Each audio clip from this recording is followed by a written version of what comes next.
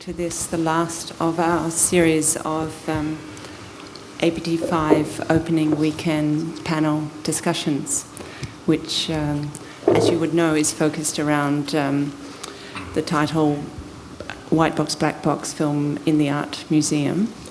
And we're having the discussion in this new Gallery of Modern Art, where the architects have written into the structure of the building this integration of film within the visual arts context, and also the necessity for a particular mode of display in each case. So we are here sitting in the black box end, which contains 2 cinemas and a media gallery with higher power and data provision and a joint buyer box. And then extending down to the river are 5,000 metres of white cube, 5,000 metres squared rather, of white cube gallery display space area. Which of course in this APT5 as well as in the QAGOMA, Queensland Art Gallery, Gallery of Modern Art collection areas upstairs also include significant moving image displays. Over this last period in the visual arts, there's been as everyone would know, since basically the advent of the Porta Pack in the 1960s, and increasing use of video and other moving image technology, as well as film, which had already been used by artists basically since its inception. And this is reflected in the sort of exhibitions increasingly able to display moving image in better and better conditions for the experience of video or other forms of moving image alongside works in other media. This building also recognises that some moving images are most certainly best seen in the dark with ideal projection conditions and with a determined start and finish time for a session as a shared experience. And I think in this panel we'll try and open out some of the specificities of the ways in which film, video, and indeed other media, screen-based media, are experienced quite differently in different spaces. And a lot of artists have now very canny strategies for producing work for those different contexts and defining the way it should be displayed or viewed.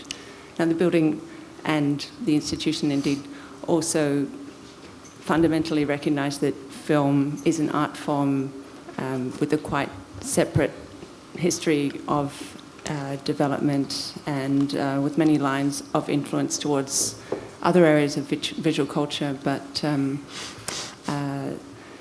that should be presented also with due respect to the history, the specific history of film creation, presentation and experience, as opposed to specialised video work. So I guess this APT for the first time includes not only moving image video work within the spaces, but film to an important degree, with 7 filmmakers profiled within the exhibition as visual cultural makers from the region. This comes, I guess, in a period where there have been increasing numbers of institutions and exhibitions that recognise the role of film and in relation to other areas of visual culture and the possibilities for its presentation in integrated ways. So I'm thinking of certainly the Shanghai Biennale in 2004 had an important emphasis on film and the moving image, with ongoing displays of film in auditoriums and gallery spaces. The Busan Biennale for the last 2 times has also had an important emphasis on film and video, with 35mm presentations going on as part of the ongoing Biennale. Then a series of exhibitions that have played out in different ways in different institutions, the ways in which you can integrate film. A real concentration of those happened around the centenary of cinema in 1995-96, with art and film after 1945 at MoCA LA, Future Cinema sometime after that at the Centre for Media Art in Germany, and a whole series of other cinema at the Van Abbe Museum in Amsterdam, and so forth. So I think we're getting, as a artistic community, as art institutions, visual art institutions, visual culture institutions, more intelligent in thinking about ways of presenting film alongside art in other media. This APT includes special screenings with filmmakers presenting their own work in these cinemas that we have now.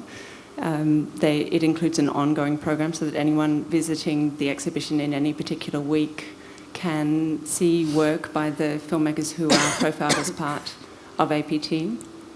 And it also includes special thematic programs presented at different times through the exhibition. The artists that we have here today to speak with us, and filmmakers,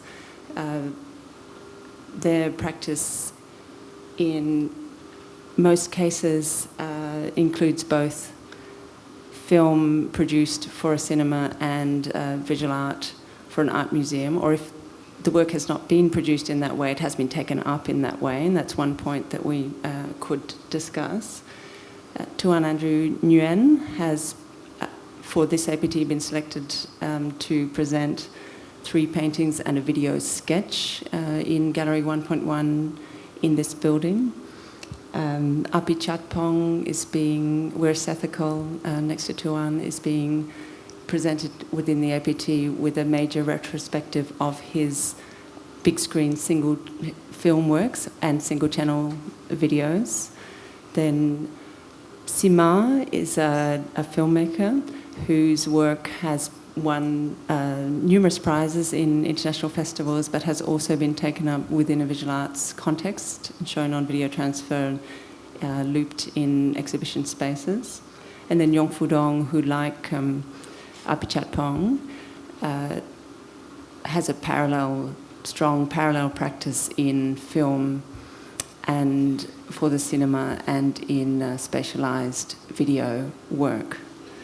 So I'm going to open up by asking Tuan to speak a little bit about his ideas about the presentation of narrative work in a cinema as compared to in the gallery space. So Tuan's work, Spray It, Don't Say It, about the emergence of the first generation of graffiti art in Vietnam, he's called a video sketch, and I'd just like him to explain what that means and what the thought processes are in terms of narrative work.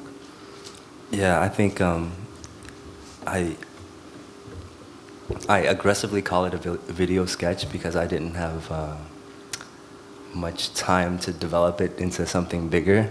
But I envision that piece as a feature film length documentary, and this piece just, because the subject matter is so deep and it's so broad, that I think I need more time to explore. So this is kind of like putting my toes into the water and getting familiar with the subject, in order to kind of represent the subject more true to its form. But in terms of narrative in the gallery, I've always had a problem with showing narrative works in the gallery, because to me it doesn't seem like a very effective method for viewers to kind of view narrative work. I don't know about what Sima thinks or APT5 thinks, but for me, as a filmmaker slash artist, it never really worked. But the irony is that I continue to do it because of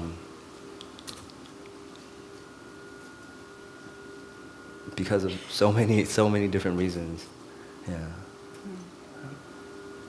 Maybe APT5, if you would talk a little bit about, you commented that video work has a greater freedom for you than long-form narrative film. Yes, I do anything. Yeah. I do everything. As long as there's a chance, I think for me, my work, I really focus on cinema. I like to do, long-form films at certain time, and at certain time I feel restricted by economy. Sometimes because filmmaking involves a lot of money and a very long process, and along the way you have certain ideas that you want to experiment on video that you cannot on film. And like Tuan, many of the video works are sketches, so that I can put in the space. Yeah.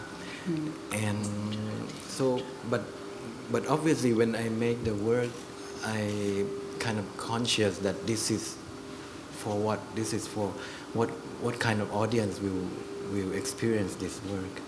So it affects the editing, the way I shoot. So for different venue.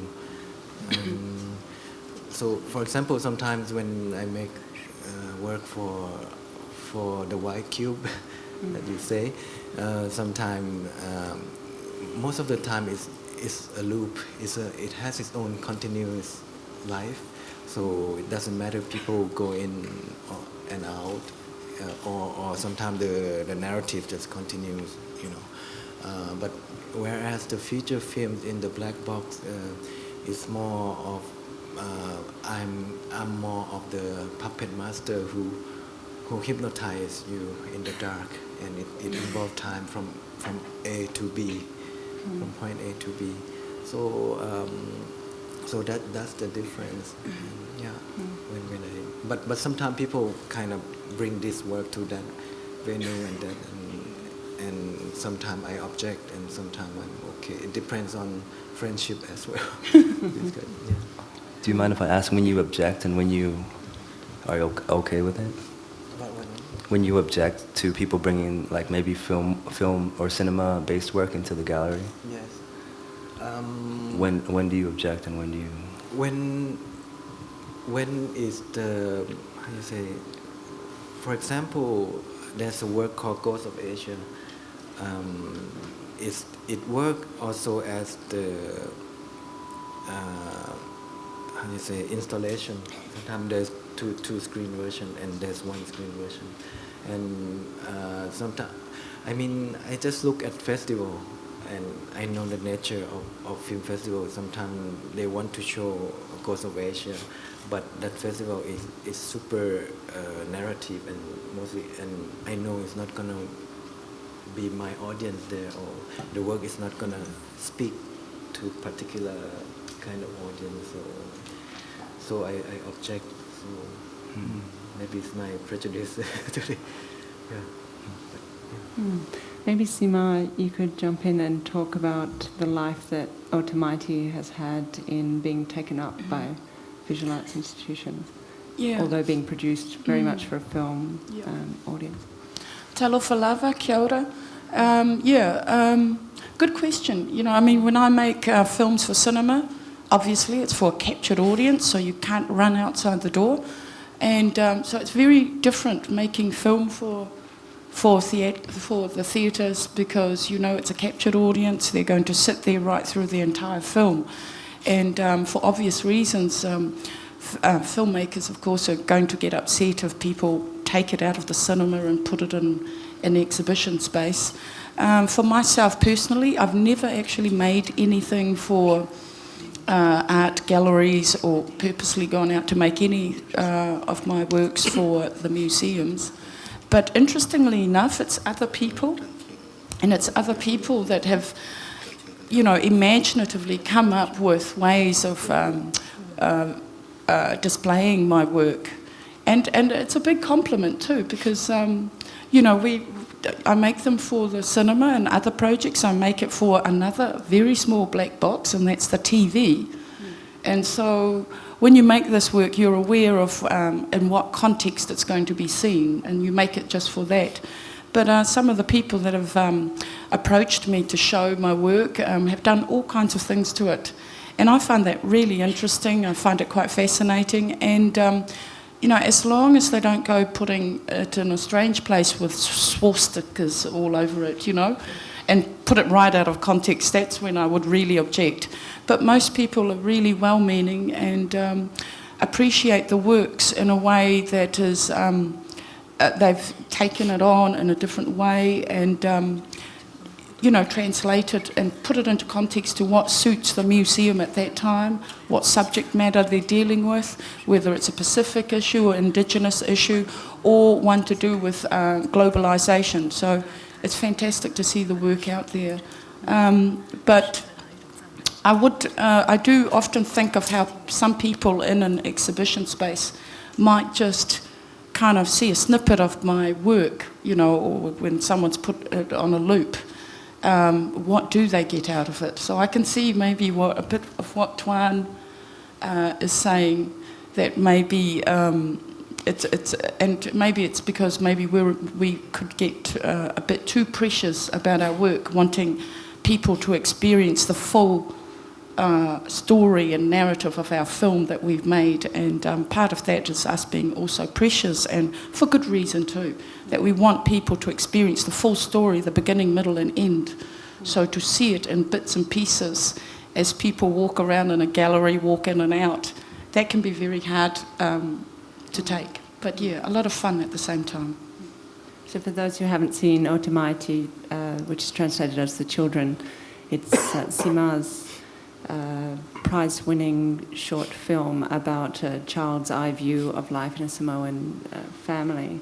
It actually won Best Short Film at Venice in 1996 and has since been shown quite often in a visual arts context on video transfer, but it's a short 15-minute narrative film. Maybe I'll go on from that to talk with Yong Fudong about Estranged Paradise, which was completed with funding from the last Documenta and presented at Documenta on video transfer. It's about a 90-minute film. Some of you may have seen it on Sunday. When's that? Yesterday. We screened it here on the large screen. It's a film with very strong narrative elements while also being a portrait of a particular age and period in young people's lives when they're searching sort of after coming out of their training of how they're going to go through their life after university. So the last Documenta included a lot of film, a lot of long-form film. For example, Trinh Minh Ha's Naked Spaces Living in Surround, which is a 3-hour work and works on you very slowly in the cinema to sort of layer the images she's put together about architecture in Africa, was shown in Documenta, again on video transfer in one of the exhibition spaces. Now that's something that in the context of such a large visual arts exhibition, most visitors simply dipped into very briefly, which changes the work. It's not necessarily, as we're seeing, there's a range of opinions about what it is to present work on a loop in a space where people have no sense of the session start time. I dream about a label that actually has a countdown clock so that people can know when they have to come back if they want to see the work narratively from the beginning. So I wondered if Yong Fudong might speak a little bit about his experience of presenting Estranged Paradise in the cinema as compared to looped in the gallery space as a 90-minute feature film. 我想请您谈一谈，因为您这部《陌生天堂》是90分钟的片子，在电影院也放过，在展厅也放过。下在这两个地方放映的区别。因为我觉得可能像自己的这个电影比较长，然后电影怎么说呢？就是说在电影院里放或者是在展厅里放，我觉得可能都有问题。Because Estranged Paradise is a long film, and I think doesn't matter whether it's displayed or shown in a cinema or in a gallery space, both are problematic. 那比如说举个例子，比如说，如果你看到一场大雨，下一场大雨，在展厅里看的话，你可能只是感觉到这场大雨是这种。外面下大雨。对，就是说你下大雨，说在展厅里看能感觉到看到这种是一场大雨的感觉。然后在电影院里看这个片，可能用雨水来举的话，它可以看到细节，比如说像雨水在水地上，在地上流，然后在那个。比如说树杈在动，然后那种无檐的雨滴在动，这在影院里是可以做到的，就大家可以比较细节可以感觉到。Audience would have different experiences watching the same film in a gallery space or in a cinema. For example, if I'm showing pouring rain, heavy rain, and in a gallery space, people can only know that it's pouring, it's raining. They can maybe hear the sound, whereas in a cinema, they can see all the details. They can see the leaves, they can see the drops of rain on the floor, on the ground, and they can hear the sound as well. A total different experience. 反过来说，在电影院里，就是给大家很多安静的机会看细节，但是这种感觉，如果这个片子很糟糕的话，可能大家也非常希望赶紧走，是这样。When watching a film in the cinema, the cinema will give people a peace of mind, a quiet space to watch the details and to really think about the details. Whereas in a gallery space, they don't have this opportunity. But at the same time, because they have this quiet environment for them to watch the details, and if it's not interesting enough, they can leave at any time in the cinema. 对，等于是给我的感觉就是展厅展示那电影院展示。就有点像观众跟作者的一个感觉，就是一个像一把锁，一个像一个钥匙。如果互相的锁不一样的锁，不一样的钥匙，它永远是没法打开的，就无法交流。其实这是比较重要的，就展厅跟就放映方式、放映地方是不重要，主要关键这锁能不能打开这把钥匙，不是钥匙能不能打开这把锁，这是比较重要的。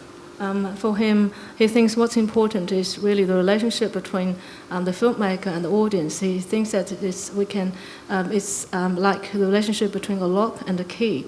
It all depends on whether the key is the right key for the lock.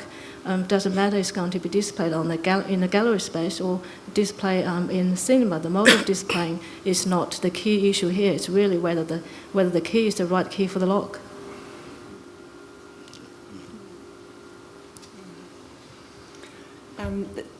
Another phenomenon that we've seen in recent years is the spatialisation of originally single-channel films or video works. Filmmakers such as Atom Agoyan and Peter Greenaway have worked with their own work to create video installations. Chantal Ackerman worked with the Jeu de Paume, leading Belgian filmmaker, senior Belgian filmmaker, taking her own earlier key works like Jeanne Dielman and presenting them over a series of monitors to make a new work in that way. She did the same thing with a whole series of her works. I wondered if APT5 could talk a little bit about his experience of working on a particular project and creating a version for the big screen and another version or multiple versions that are spatialised, that are spread over a number of different projections or screens for the gallery space. And I'm thinking particularly here of your Haunted Houses work.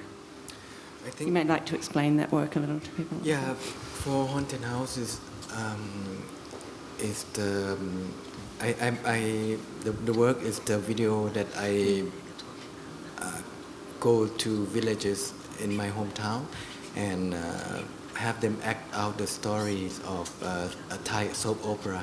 It's a continuous story, but each house resume the role. So sometimes with the same name of the actors, but the face changes. So So in the end, it's a collaborative process of 66 people playing around 5 or 6 roles. So, and anyway, I think for this one, it's made for the Istanbul Biennale. So obviously, I'm conscious about the work that will be shown as a single channel in the gallery, and but again, I used a similar process in the film earlier in the year 2000 called Mysterious Object at Noon. That's similar thing, but that's film. So I think that's how you can see the difference of the intention of the editing and the shooting style. That it's that's film. That's about time, that you go through. But for haunted houses, it's more of kind of conceptual. For me, I prefer people to walk in and out and see certain faces of people playing soap operas, and then just leave the room, and that's the intention. And that's one of the example that when they want to show haunted house in the black box, I kind of object sometimes because, it's not supposed to be. And another thing is, I think it's quite important is about the funding, where it came from. And in order to make certain works, when there's a commission, I just think conceptually in terms of how to fit into that kind of theme or what I'm interested in. Would there be another sketch for how many channel, video, this kind of thing? And sometimes it's bullshit. Sometimes. For example, I approached the fund for my feature films from the French government for blissful use actually, and I approached it as art, and actually they grant in principle, and after a while the film finished and they say, wait a minute, this is cinema, this is not art. So I said, okay. So I have no way to defend, and because it's so subjective.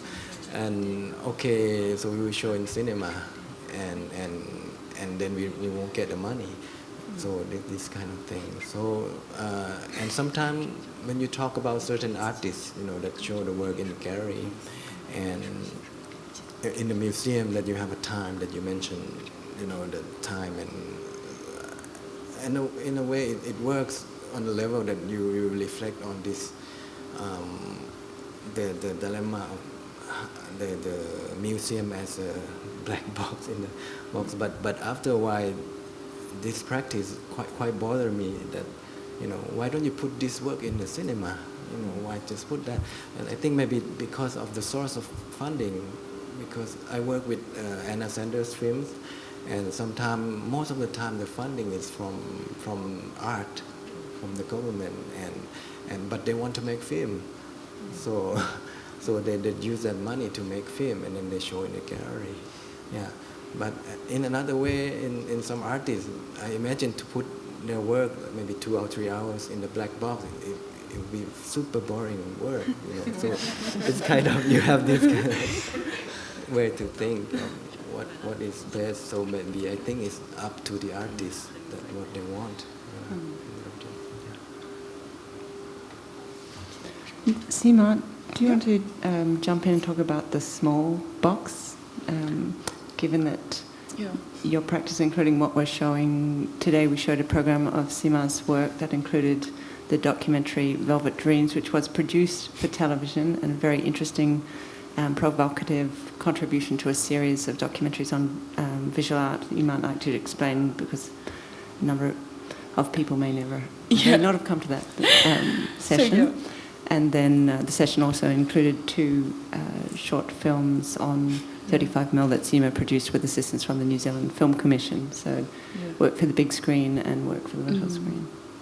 Yeah, that little black box, the TV, really is the most accessible way to reach audiences. I mean, more so, and we all know that. It's bigger than cinema and art galleries and anything, and yet it is the bane of our lives too. The TV set, we'd like to go away from it, and we want to blow it up sometimes. So to do work for that little black box can be really annoying at times, but at the same time liberating. It's a power struggle because, you know, we all know television has its own parameters, just like cinema has its parameters, and so do art galleries and museums. And trying to break out of that black box is very hard. And when people say you can only do this type of program and audiences won't understand that, so you have to dumb it down so that keep the audience dumb, it's really annoying. So with that particular, you know, it's very hard. Obviously, a lot of filmmakers and come across it all the time when they jump to TV or their work jumps over to television. It's probably one of the hardest areas to tackle is television. To get your work viewed on this black box is extremely hard, but at the same time exciting too and challenging, trying to break out of that black box and have your works shown. I mean, you know, like the hip-hop one was obviously too much for the channel. It was supposed to be for prime time, and when they saw it, it was too in your face for them. It had too much swearing. It's suddenly too political for them. I think they wanted dancing monkeys and just a lot of music and some booty dancing, and that's what they didn't get. So suddenly it was put on very late at night while everyone was asleep. So that little black box has lots of battles of its own to fight. And I can see that art galleries as well and museums too trying to break out of the black box of what's the norm. And it's very exciting to see that this gallery is bringing in cinema, you know, trying to break out of what is art and including film as an art form and acknowledging it and publicly acknowledging it as an art form, because there are so many places and people that still don't consider cinema or film as an art form, and I've always considered it as an art form because really they are just made up of frames, and each frame is a photo, and those photos are just like paintings. So yeah. And just say a little bit about your strategy in Velvet Dreams. You spoke about it really nicely in the Q&A earlier, when you said it's a film that is heavily ironic and slipped into a television context. Some viewers read it without the irony. So if you explain what the film is and how that worked. It's like an intervention on a couple of levels. Yes. Well, Velvet Dreams is a documentary about velvet painting, a very kitsch art form, and so it was wonderful to explore this art form because it was amongst many other documentaries, and of course all of them were on highbrow art, the very expensive, well-known artists, and but I decided to do this kitsch art form called velvet paintings, and it was interesting because it was about white painters. So it's quite political because, for me anyway, no one else saw the politics about it except for me being a Polynesian, because these white painters had painted South Seas maidens on velvet paintings for many decades. So it's a wonderful opportunity to have me as a brown woman come along and suddenly do a documentary on these white guys that painted us. And so it's full of ironies. And so, but the documentary is actually about who's exploiting who. So it's not just about these white guys exploiting islanders, it's also about the island women exploiting white men as well to get off the island. It's their ticket. So the thing about the film is that it plays with so many ironies, and that documentary, a lot of people actually thought it was a white macho male that made it. And I loved playing with that whole aspect of just... and that's the whole point, was to show up some of the attitudes that people have towards the stereotyping of the Polynesian woman, as well as, just stereotyping these white men that painted in the Pacific, but who actually were very spirited and really, admired by people like myself. Yeah. And maybe I'll get Tuan to take us a little further from established distribution networks, either art museum, cinema or television, and tell you about a project that he did called Boom Boom that actually went into people's living rooms with an anonymous intervention. Right. I think for time-based artists, distribution channels, it's always a big concern for us. When this must have been about almost 10 years ago now, when I was an undergrad in Southern California. There was a film made by a director, some of you may know him. His name is Oliver Stone. And he was making films about the Vietnam War. And there was this one particular film that I wanted to respond to. I wanted to respond to the way in which he kind of depicted Vietnamese women and how he kind of objectified and kind of located the Vietnamese woman's body as like a site of war and oppression and possession. So there's a scene in the movie Heaven and Earth. Well, let me back up a step. Growing up in Southern California, Hollywood casts a very large shadow. Sometimes it's quite overwhelming. So for an artist to kind of have a desire to respond to Hollywood, you don't really know where to start, where to begin. And I was a fairly angry young artist. And so I was trying to figure out how to kind of rework Oliver Stone with the little budget that I had as a student. So what I ended up doing was I took this 3-minute scene in Heaven and Earth where the main character, Leslie Hayslip, she's being solicited for sex. It's a really kind of disturbing scene in the movie. And I re-edited the scene. And she's actually being solicited for sex by American GIs, and they're using all this kind of like slogan that kind of references sex and warfare, and they keep saying, we want to boom boom you, we want to boom boom you. So I re-edited the scene to kind of intensify the dialogue a little bit. Added some subtitles that weren't there. Played with like the jargon of these American GIs. And what I did was I rented, this was back before DVDs became really popular.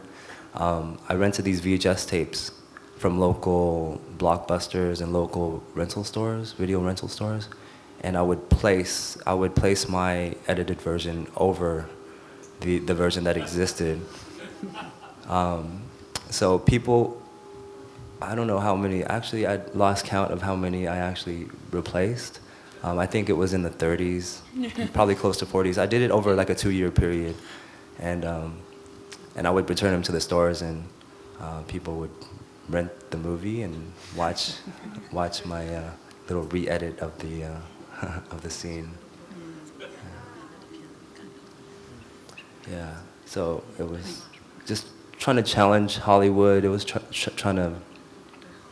It was for me intervention. It was a little bit terroristic, in a way. Yeah. I think we might open to the room if anyone has any questions, comments, points for discussion. There's a roving mic, maybe even 2.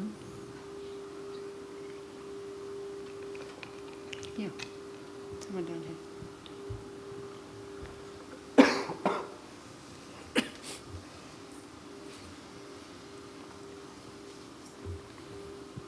Just a little comment on the way you've acknowledged how the intention of the medium that you produce is really changed by the context it's presented in. And I wondered if Catherine could take that up as an issue, because I'm an artist. I go to a lot of galleries and I think, oh, how long do I have to stay in here? So I really appreciated your comments, that's all. So the question is, Well, it was a response to the way the artists on the panel said they acknowledged that there's a problem here in how a work might be made and how it is intended to be viewed. Sometimes the problem's good and sometimes it's not so good. But I imagine that most of the public that come to this gallery would not be aware of that challenge, and so there's a didactic label missing. And you mentioned something about a very inventive label before, but I think there's somewhere before that where you can actually say, this is a loop, you know. It's a simple observation, but I just think a lot more people would get it if you had something like that. Thanks. I mean, I would say that there's certainly work that is made to be presented on a loop seamlessly, and there is work that is made originally intended to be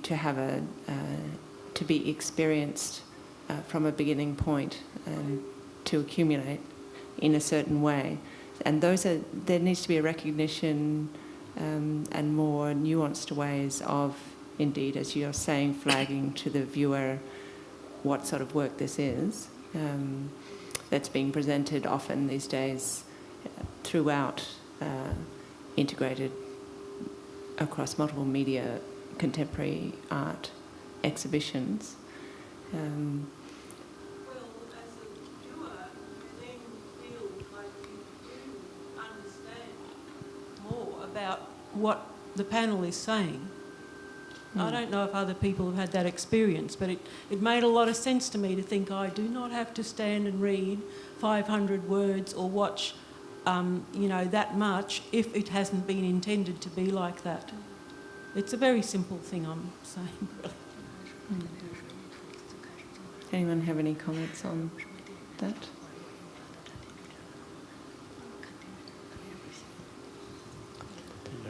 Yeah. Simon. This thing about the loop, it's another management of time in a sense. And, if we were to question this whole idea of a beginning, middle and end, and we've been doing that over the last century anyway, why should we need a loop, for example, Or why should we separate the loop from the, let's say, a permanent screening? There used to be those permanent screenings in Picture hall. In the art houses, and similarly, all the spectacles that were ever done before this idea of a beginning, middle, and end, very sort of Newtonian idea of a mechanistic causation took over the world. I think all spectacles were arranged in a sort of loop form, It went on, and there are spectacles in which the entire city can participate. It's there in Benares in India, for example, and after all, spectacles came out of rituals and so on, and not all narratives have a beginning, middle, and end, Not even musical narratives, for example.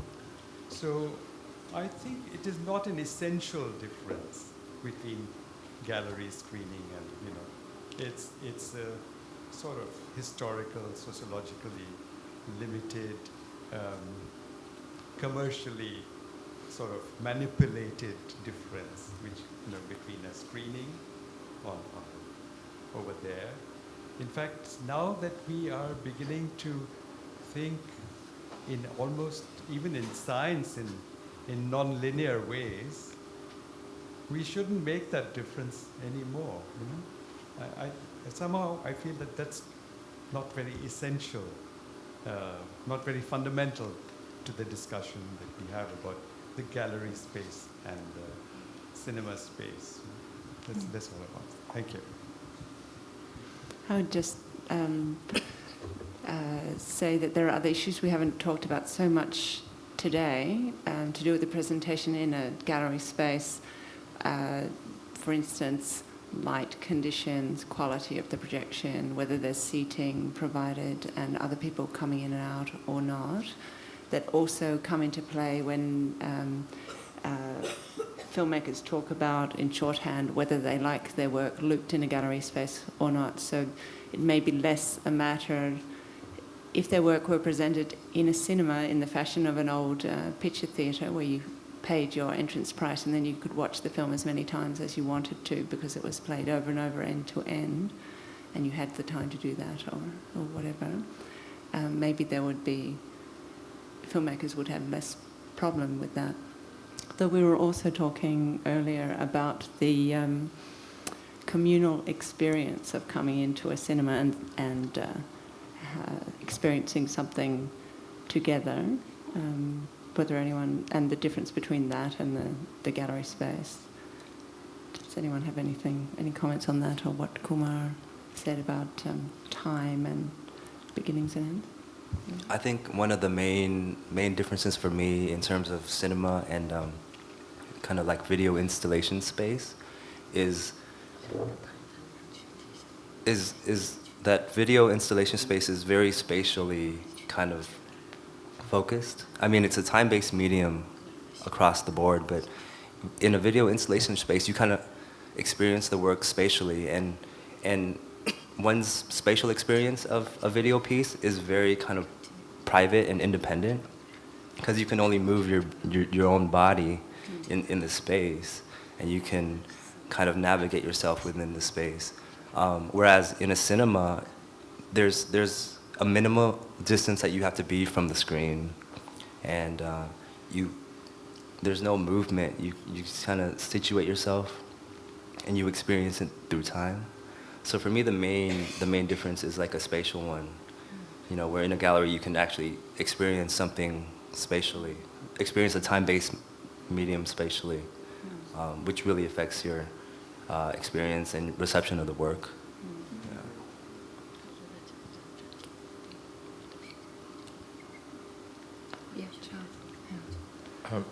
I wanted to ask a question about the relation for each of the filmmakers, the relationship to photography and the question of temporality.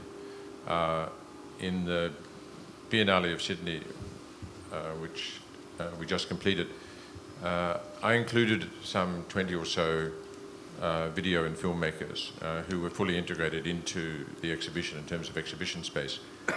And the choice that I made was based on their relationship to, let's say, the historical present, which had bearing on the conceptual framework of the Biennale zones of contact. But it strikes me, for having seen a little bit of the work of each of the four panelists, that they too, certainly as I know, APT5 and Yang Fudong have a particular relationship to photography, and therefore there's an interesting engagement vis-a-vis through cinema in regard to the question of temporality. So I'm just curious to hear any of the panelists respond to their relationship to that issue of photography and the practice of photography and the question of temporality.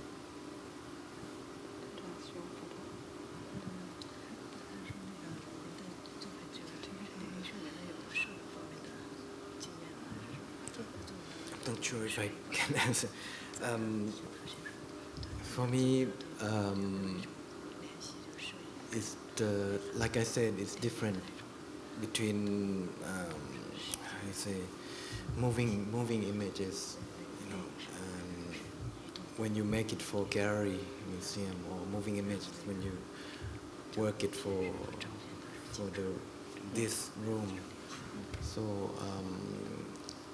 For example, I made an installation in Portugal called Waterfall, and it's a 7-screen. It's in the rock ancient building, and the whole thing is waterfall and still, just fixed shot, and just water moving, many kind of details. And in the last screen, when you experience all this screen of water.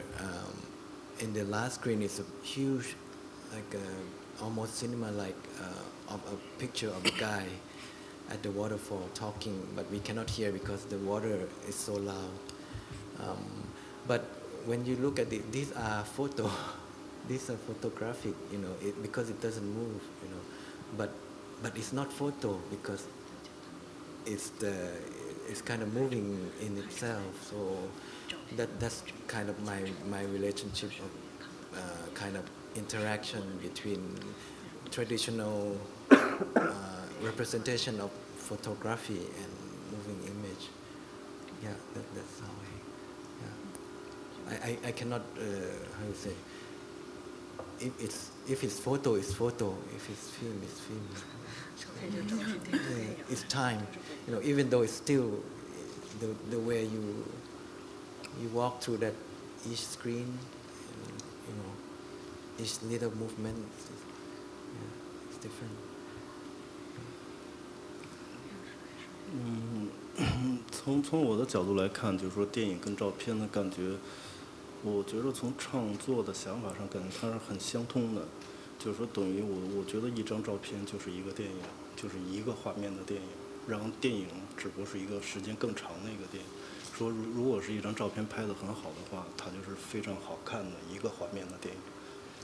He said from his point of view, he doesn't see a big difference between a photo and a film. For him, photo is a film with only one picture, and a film is a longer film with more pictures. And if a photo is well made, is well taken, it is a great film.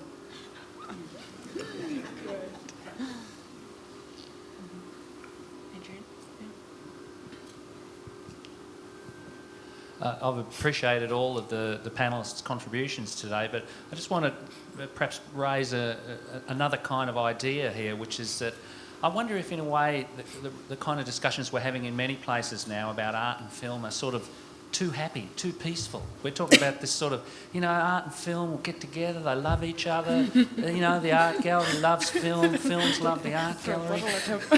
And this is, in many cases, a load of rubbish, you know, and it would be more interesting if we said, let's use cinema to attack the art world. Let's attack the art gallery with cinema. And conversely, let's use the art gallery to take apart narrative cinema. You know, we're all taking narrative as the norm. It's a little what Kumar said above, you know.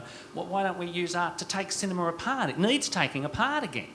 You know, I wonder if we need more conflictual relations, you know. Perhaps I'm a little nostalgic for the 60s here, but I believe what I'm saying, you know. I think it's all getting a bit too, you know, we all love each other too much at the moment. I don't know. I mean, Velvet Dreams, I mean, they selected a hip-hop documentary, and those guys are extremely, I mean, they're like in their own world. I mean, they just think they are it, you know, as far as they are the creative, ultimate creative people, and that's it, the hip-hop scene, and that documentary is full of it. And so it kind of shows up the popular art form, and to have that in here in the Queensland Art Gallery, because, you know, they're swearing their heads off, and they just think they're it, you know, not the other type of art forms that maybe we're looking at outside. So again, that's conflicting in many ways too, to have that as a film in here. And then Velvet Dreams too, you know, you might have some of the highbrow art around outside, and yet they selected a documentary that actually explores a kitsch art form and has a taxi driver in it who talks about this velvet painting like it's Rembrandt. So I think within the films too, there's a lot of contradictions and a lot of exploring, I mean, that I see anyway. It depends how you take it, but I think there's a lot of conflict and a lot of discussion and controversy within the films, as well as probably in contrast to each other.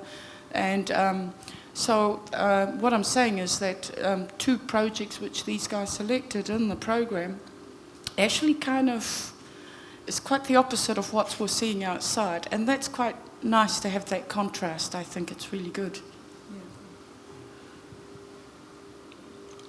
I absolutely agree with you. I think there's got to be some challenge. The art world has to challenge film. Sometimes it's overwhelming because the film world is they got money, they got Tom Cruise. I mean, but I think you're right. We have to challenge film, and I think films like APT5's films, they really challenge Hollywood a lot, and I also think that Hollywood, or not Hollywood, but sorry, Southern California, Hollywood shadow again. But films have to kind of challenge the art world too, and I think a lot of the films in this program actually do that in many interesting ways. Yeah.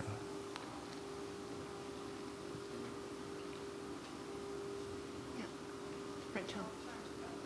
I wanted Yang to talk about. Sorry, I wanted Yang Fudong to talk a bit about the Seven Intellectuals project that he's partially completed, because I, for one, am very sad to not see it on the big screen at this stage. And I think it's interesting, as well as talking about relationships, in experiencing the black box versus the white box, there also is the idea of time that comes with distribution, comparing distribution of film to museum-based work. And he obviously has a plan for the release of all of that material at the same time, which has a kind of ideal about a viewing experience there. And I wanted him to talk about what that notion of experiencing all of those 5 works at the same time is about. Yeah. 可以想请您谈一谈这个周年期限的计划，因为这是5个部分，然后现在还没有完全完成，然后您准备是一起发行5个部分一起放是吗？就想让您谈一谈这个周年期限。对，就关于我另外一个作品《竹林七贤》的话，因为是03年开始了，然后可能是明年4月份，就可能第5部分最后拍完，就等于是花5年的时间去做就是一个系列的影像作品。因为我觉得从创作上来说，我希望就是拿长的时间，就是艺术家应该是就是拿生命，就是拿时间去换一些作品自己喜欢做的事情。就是因为现在艺术圈做作品太快。然后这是一个，然后另外这个作品呢，展示的方式的话，自己也考虑过，然后可能会一种方式会选择在展厅展，然后这种完了，我希望是有一种不同的建筑里边放这个电影，然后另外一种也希望它作为一个独立的影像，就是从纵向呢，然后在电影院里边，也希望大家有另外的一种就是视角去看这个电影。是从03年开始，结束这样是对，7年左右4年时间，5年。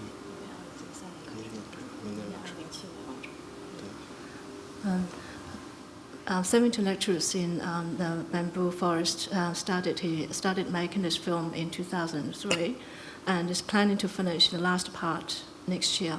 So he's taken 5 years to complete the whole series of the 5 parts, and he said as an artist it's important to spend as much time as you can to finish a good piece of work, and he's determined.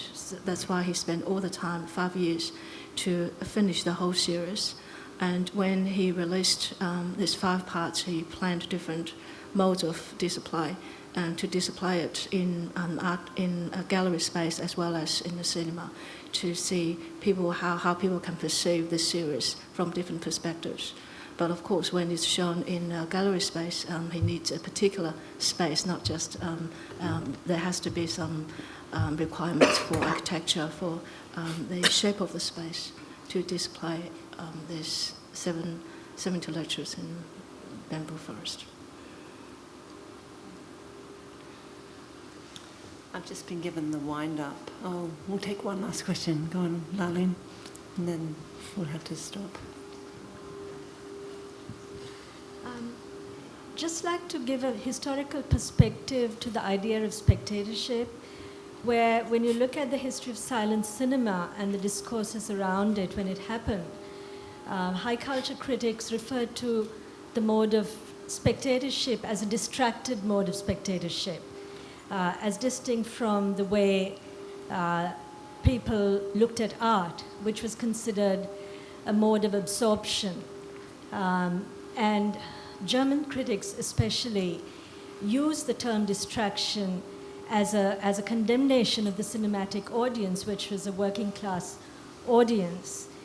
they would go to the cinema and observe the audience full of shivering workers, children, smelling children, and the prostitutes. There are very detailed descriptions of this.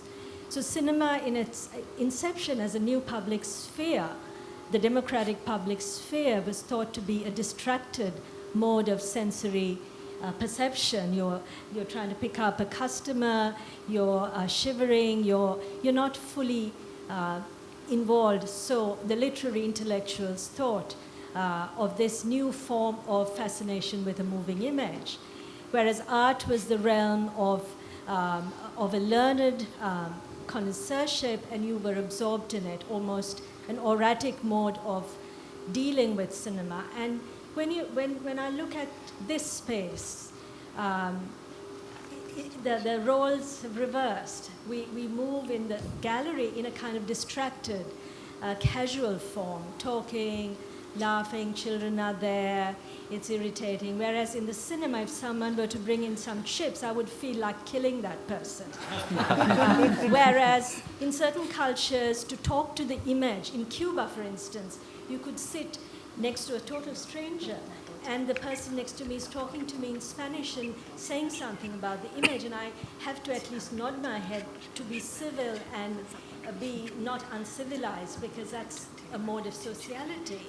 So my question in bringing these two ways of looking at images that are class-specific, historical, and so on, right through the 20th century, what is happening to the human senses?